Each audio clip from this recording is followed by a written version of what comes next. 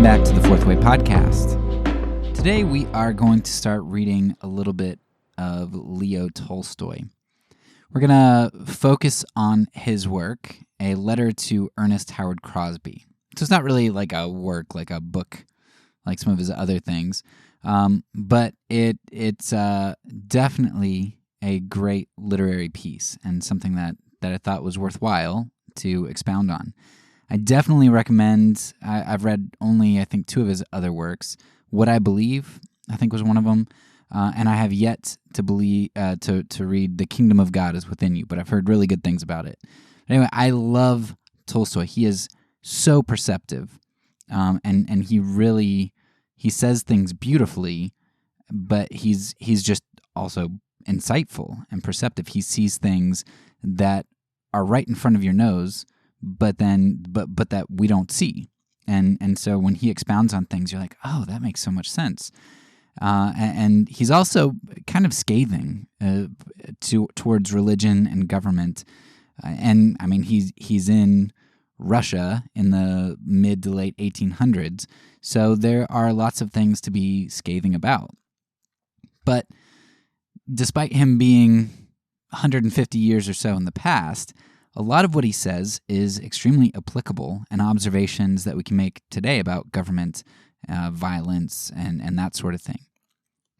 So I strongly recommend you read some Leo Tolstoy. A lot of people are very disparaging about him for a number of reasons, probably because people think that he's very eccentric and he kind of went off the deep end. But if you learn a little bit about him, you understand the responses that he did have. And maybe he is a bit eccentric and he swings towards one pole.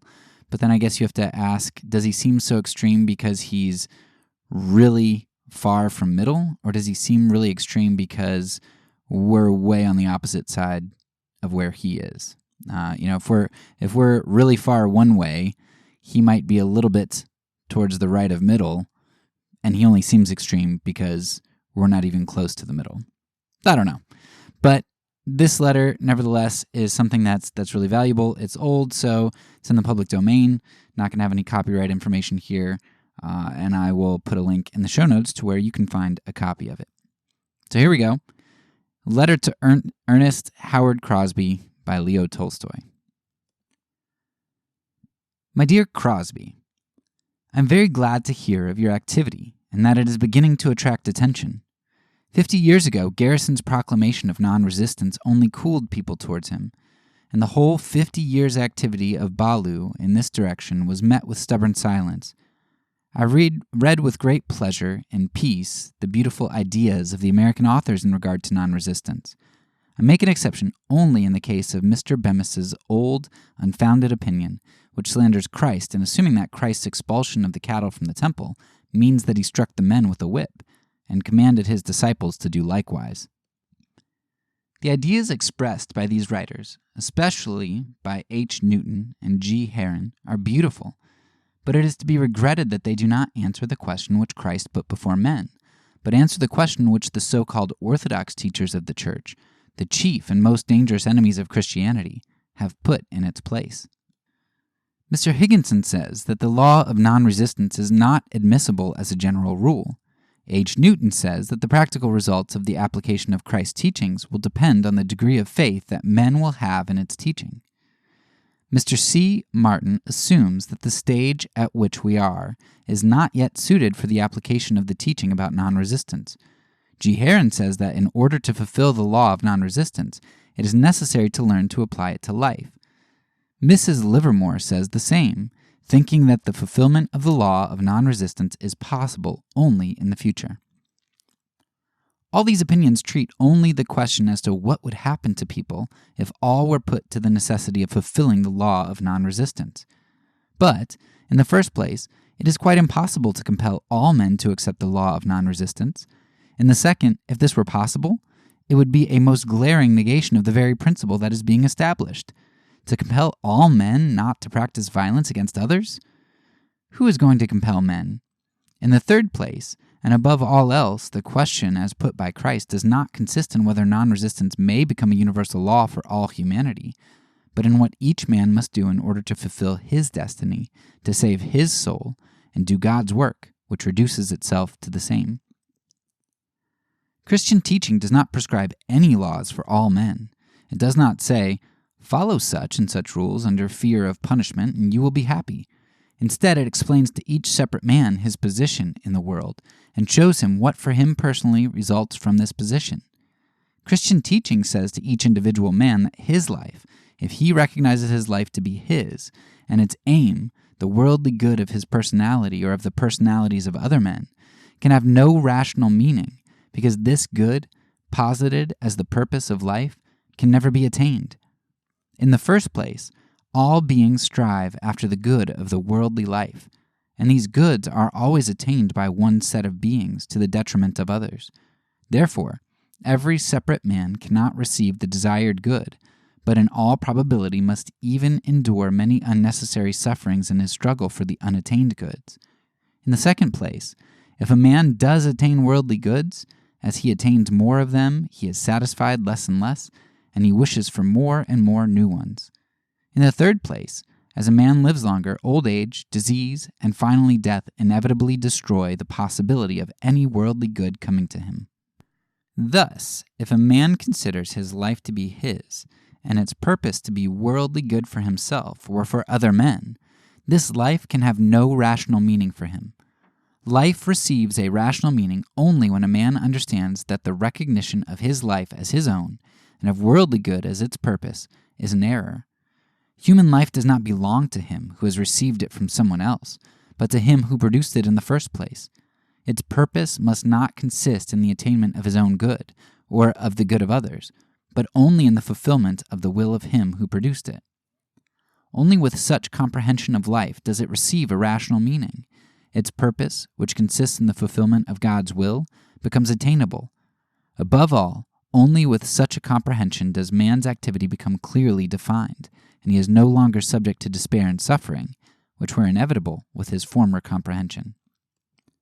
The world, and I in it, such a man says to himself, exist by the will of God.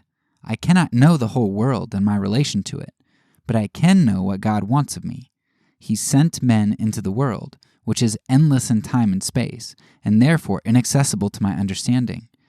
This is revealed to me in tradition, which is the aggregate reason of the best people in the world, who lived before me, and in my reason, and in my heart, which is the striving of my whole being. In tradition, I am told that I must act towards others as I wish others to act towards me. My reason tells me that the greatest good of men is possible only when all men will act likewise. My heart is at peace and joyful only when I abandon myself to the feeling of love for men, which demands the same.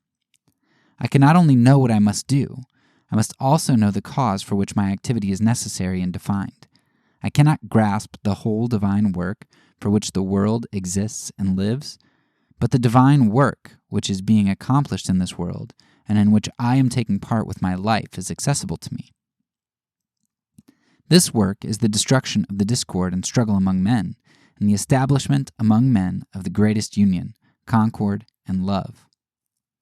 This work is the realization of what the Jewish prophets promised, saying that the time will come when all men shall be taught the truth, when spears shall be forged into pruning hooks, and swords into plowshares, and when the lion shall lie with the lamb.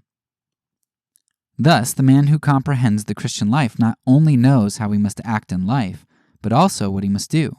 He must do what contributes to the establishment of the kingdom of God in the world. To do this, a man must fulfill the inner demands of God's will and act amicably towards others, as he would like others to do to him. The inner demands of such a man's soul coincide with the external purpose of life that is placed before him. We have a clear indication of the proper comprehension of the Christian life that is incontestable from two sides, showing us what the meaning and end of human life consists in, how a man must act, what he must do, and what he must not do.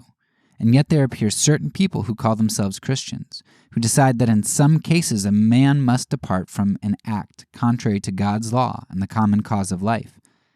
According to their reasoning, the consequences of the acts committed according to God's law may be disadvantageous and profitless for men. Man, according to Christian teaching, is God's laborer. The laborer does not know his master's whole business, but the nearest aim to be attained by his work is revealed to him, and he is given definite indications as to what he should do. Particularly definite are the indications as to what he must not do, in order that he may not work against the aim for the attainment of which he was sent to work. In everything else, he is given complete liberty. And so for a man who has grasped the Christian conception of life, the meaning of his life is clear and rational. He cannot have a moment of wavering as to how he should act in life, and what he ought to do in order to fulfill the destiny of his life. According to the law given him in tradition, in his reason, and in his heart, a man must always act towards another as he wishes others to act towards him. He must contribute to the establishment of love and union among men. But according to the decision and opinion of these far-sighted people, a man must do violence, deprive people of liberty, kill people, and contribute not to union and love, but to the irritation and enragement of people, all while the fulfillment of the law is still premature. It is as though a mason who is hired to do certain definite work, who knows that he is taking part with others in the building of a house, and who has received a clear and indubitable command from the master himself that he is to lay a wall, should receive the command from other masons like him to stop laying the wall and undo the work of the others, even though the other masons do not know the general plan of the structure or what is useful for the common work. What a wonderful delusion! The being that breathes today and disappears tomorrow, who has one definite, incontestable law given to him as to how he is to pass his short time of life, imagines that he knows what is necessary and useful and appropriate for all men and for the whole world. He goes on developing, and in the name of this usefulness, which is understood differently by each man, he prescribes to himself and to others to depart for a time from the unquestionable law that is given to him and to all men. He does not act toward all men as he wants others to act towards him, does not bring love into the world, practices violence, deprives others of freedom, punishes, kills, and introduces malice into the world when it is found that it is necessary.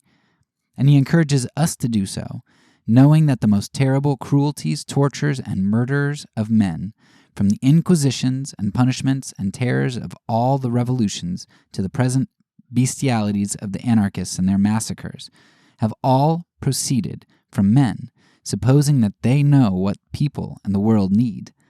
They know that, at any given moment, there are always two opposing parties, each of which asserts that it is necessary to use violence against the opposite party. The men of state against the anarchists, and the anarchists against the men of state. The English against the Americans, and the Americans against the English against the Germans, and so forth. All possible combinations and permutations may be found. A man of the Christian concept of life sees clearly by reflection that there is no ground whatever for his departure from the law of this life, which is clearly indicated to him by God, in order to follow the accidental, frail, and frequently contradictory demands of men. If he has been living the Christian life for some time, and has developed in himself Christian moral sensitivity, he can positively not act as people demand that he shall, not only as a result of reflection, but also of feeling.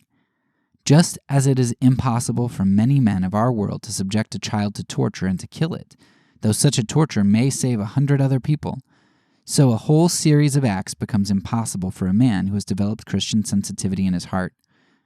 A Christian, for example, who is compelled to take part in court proceedings where a man may be sentenced to capital punishment, to take part in matters of forcible seizure of other people's property, in discussions about the declaration of war, or in preparation for the same, to say nothing of war itself, finds himself in the same position in which a good man would be if he were compelled to torture or kill a child.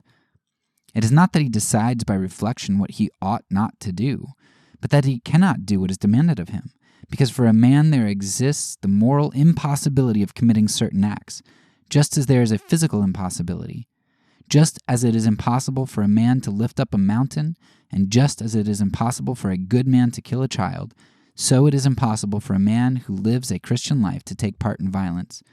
Of what significance for such a man can be the reflection that, for some imaginary good, he must do what has become morally impossible for him? How then is a man to act when he sees that obvious harm will result from following the law of love and the law of non-resistance? In the example that is always cited, how is a man to act when a robber in his sight kills or injures a child, and when the child cannot be saved otherwise by other than killing the robber? It is generally assumed that when they cite such an example, there can be no other answer to the question than that the robber ought to be killed in order to go save the child. But this answer is given so emphatically and so quickly, only because we are not only in the habit of acting in this manner in the case of defending a child, but also in the case of the expanding the borders of a neighboring state to the detriment of our own, or in the case of the transporting lace across the border, or even in the case of defending the fruits of our garden against ravage by passers-by. It is assumed that it is necessary to kill the robber in order to save the child, but we need only stop and think on what ground a man should act thus, be he a Christian or a non-Christian, to convince ourselves that such an act can have no rational foundations. It is considered necessary only because 2,000 years ago, such a mode of action was considered just, and people were in the habit of acting thus. Why should a non-Christian who does not recognize God and the meaning of life in the fulfillment of his will kill the robber in defending the child? Someone certainly dies if he kills the robber, but he does not know for certain until the very last moment whether the robber will kill the child or not. There's also the irregularity. Who has decided that the life of the child is more valuable and better than the life of the robber? If a non-Christian does not recognize God and does not consider the meaning of life to consist in the fulfillment of God's will, then the consideration as to what is more profitable for him and for all men, the continuation of the robber's life or that of the child, is only a calculation that guides the choices of his act. But to decide this, he must know what will become of the child who he saves, and what would become of the robber if he did not kill him. But he cannot know that, and so, if he is a non-Christian, he has no rational foundation for saving the child through the death of the robber. But if the man is a Christian and so recognizes God and sees the meaning of life in the fulfillment of his will, he has still less cause to depart from the law given him by God, no matter what terrible robber may attack any innocent and beautiful child. He may implore the robber, may place his body between the robber and his victim, but there is one thing he cannot do. He cannot consciously depart from the law of God, the fulfillment of which gives meaning to his life. It is very likely that, as the result of his bad upbringing and his animal instinct, and being a pagan or a Christian, a man will kill the robber, not only in the defense of the child, but also in his own defense or in the defense of his purse. But that will by no means signify that it is right to do so, or that it is right to accustom ourselves and others to think that this ought to be done. This will only mean that in spite of external education and Christianity, the habits of the Stone Age are still strong in man, and that he is capable of committing acts that have long been disavowed by his consciousness. A robber, in my sight, is about to kill a child, and I can save it by killing the robber. Consequently, it is necessary, under certain conditions, to resist evil with violence. A man is in danger of his life and can be saved only through my lie. Consequently, it is necessary in certain cases to lie. A man is starving and I cannot save him otherwise than by stealing.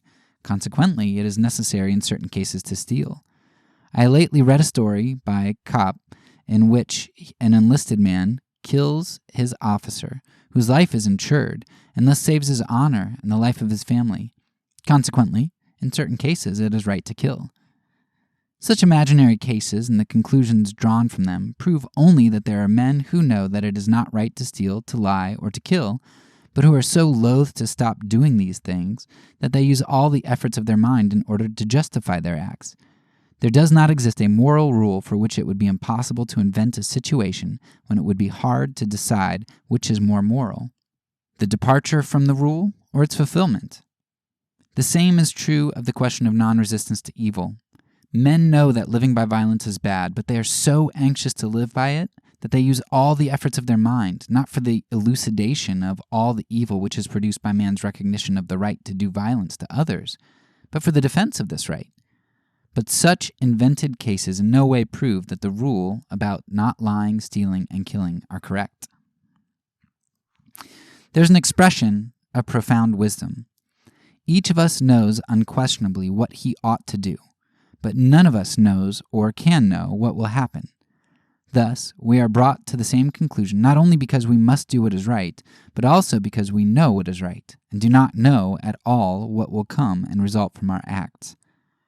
The Christian teaching is a teaching as to what we must do for the fulfillment of the will of Him who sent us into the world. But the reflections as to what consequences we assume to result from certain acts of men not only have nothing in common with Christianity, but are that very delusion which destroys Christianity. No one has yet seen the imaginary robber with the imaginary child, and all the horrors which fill history and contemporary events have been produced only because men imagine that they can know the consequences of the possible acts. How is this? Men used to live a beastly life, violating and killing all those whom it was advantageous for them to violate and kill, and even eating one another, thinking that that was right. Then there came a time when, thousands of years ago, even in the time of Moses, there appeared the consciousness of men that it was bad to violate and kill one another. But there were some men for whom violence was advantageous. They did not recognize this consciousness and assured themselves that, and others, that it was not always bad to violate and kill men, but that there were cases when this was necessary, useful, and even good.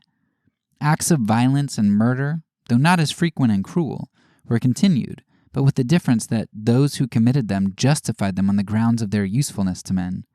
It was this false justification of violence that Christ arraigned. He showed that, since every act of violence could be justified, as actually happens when two enemies do violence to one another and both consider their violence justifiable, and there's no chance of verifying the justice of either cause, it is necessary to disbelieve any justification of violence, and it is never necessary to make use of such justifications. It would seem that men who profess Christianity would have to unveil this deception carefully, because one of the chief manifestations of Christianity consists in the unveiling of this deception. But the very opposite has happened. Men to whom violence was advantageous and who did not want to give up these advantages took upon themselves the exclusive propaganda of Christianity.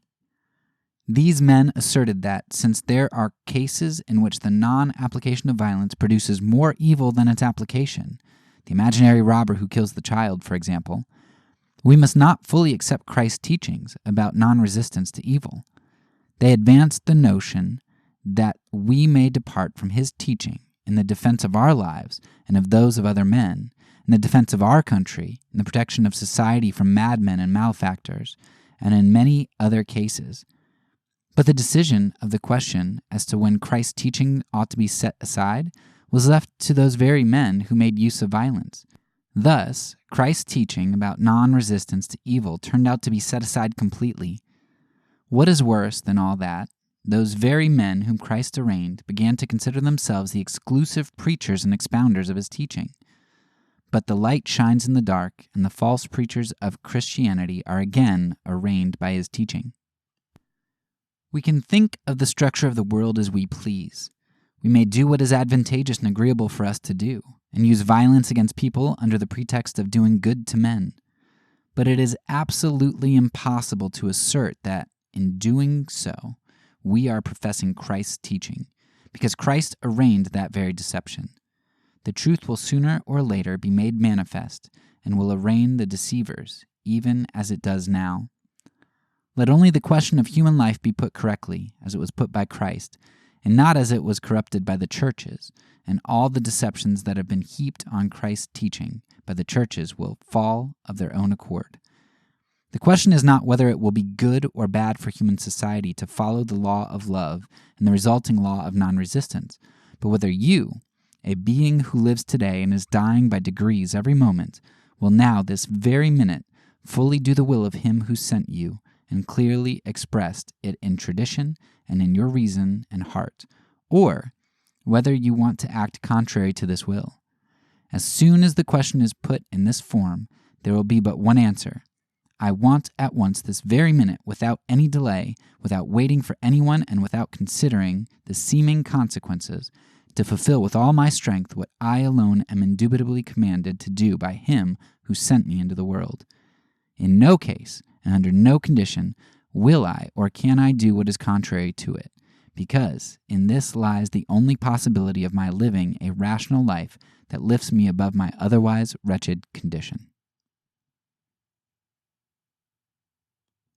After reading this, I recognized more why consequentialism was the second season that we did. Tolstoy identifies spot on, just like Yoder did, but Tolstoy does it very succinctly, and he just does it so well. But he identifies that really at the root of a lot of evil is this consequentialism, which I've frequently tied back to the Garden of Eden. Right? What was Adam and Eve's sin? You might say, well, it was just stealing a stupid apple. I mean, who cares if they took an apple? God's just kind of, a strickler. Like, it's not a big deal. But what that issue is representative of is that Adam and Eve defined good and evil for themselves. That was the root of what it is. So whether you believe that they literally took a fruit and that's what God got upset about, or whether you believe that that's really representative of their heart and what they did was trying to usurp God's position in defining good and evil, that's ultimately what Adam and Eve did. And that's what people who espouse violence as Christians, or as anybody, does. And we've also talked about lying in our series. We talked about lying in our consequentialist series, as well as we did an episode on Augustine and his book on lying and against lying. And we discussed that lying really is never appropriate.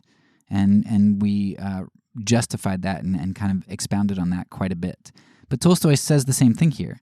Look, we can take all of God's rules and we can come up with ways that those rules can be broken, but really not broken.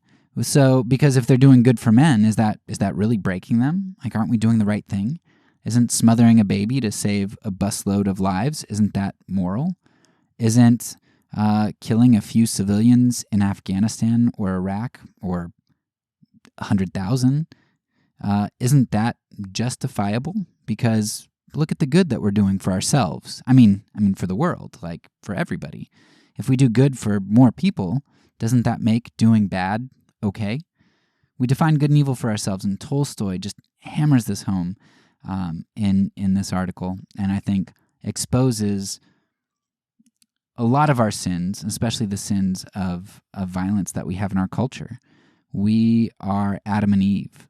And I think a lot of times kids ask, and even I've asked as an adult, what wouldn't have happened if Adam and Eve sinned? Why did they have to sin? If I was given that choice in a perfect state, probably I wouldn't have sinned, right? I mean, we all think that at some point in our lives when we're kids, like, well, I would know better.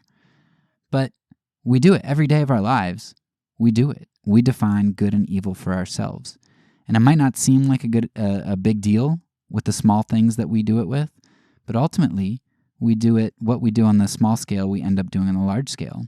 And that's why most of us, most conservative Christians, weren't just oblivious to and ignorant to what our country does to others in killing them, including many, many, many civilians, but we're actually beating the war drums for our country, and we're the war hawks. We are Adam and Eve, and we are also Cain. Tolstoy puts us in check, and I definitely recommend reading some more Tolstoy. That's all for now. So peace, and because I'm a pacifist, when I say it, I mean it.